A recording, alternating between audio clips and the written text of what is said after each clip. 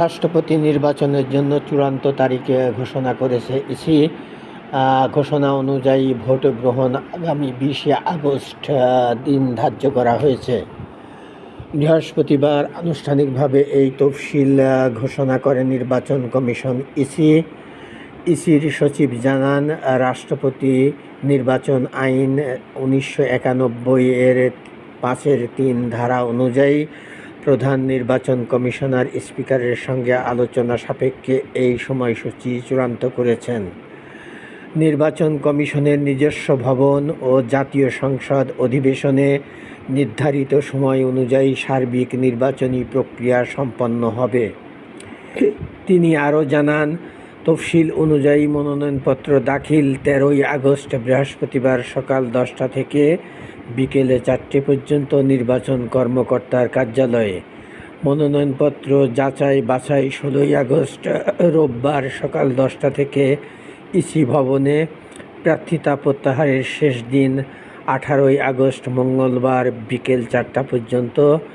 Vote গ্রহণের তারিখ ও সময় 20শে আগস্ট দুপুর 2টা থেকে বিকেল 5টা পর্যন্ত জাতীয় সংসদের অধিবেশন কক্ষে। ইসি সচিব উল্লেখ করেন, ইতিমধ্যেই রাষ্ট্রপতি নির্বাচনে ভোটার তালিকা প্রস্তুত করা হয়েছে।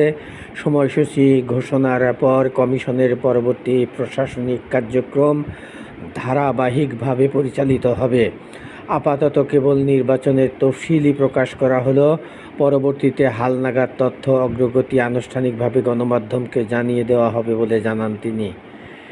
আজ সকালে নির্বাচন কমিশনের সিনিয়র সচিব আক্তার আহমেদ জানান, রাষ্ট্রপতি নির্বাচনের জন্য ভোটার তালিকা নির্বাচন কমিশনে পাঠায় সংসদ সচিবালয়।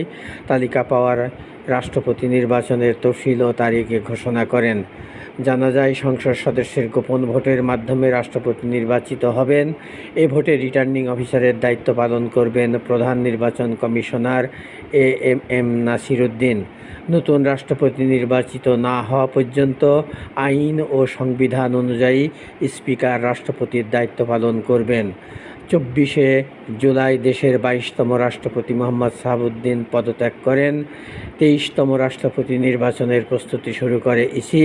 নিয়ম অনুযায়ী সংসদের স্পিকারের সঙ্গে ইতিমধ্যে বৈঠকও করেছেন প্রধান নির্বাচন commissioner CEC AMM Nasir Uddin. উল্লেখ্য, রাষ্ট্রপতি নির্বাচনে কেবল সংসদ সদস্যরাই ভোট দিয়ে থাকেন। তাদের তালিকা নিয়ে ভোটার তালিকা প্রকাশ করেছে ইসি। কিন্তু প্রশ্ন হচ্ছে যে কে হচ্ছেন রাষ্ট্রপতি, ডক্টর ইউনূস নাকি মির্জা ফখরুল ইসলাম আলমগীর, না অন্য কেউ? সে বিষয়টি এখন আলোচনার জোর কেন্দ্রবিন্দুতে পরিণত হয়েছে।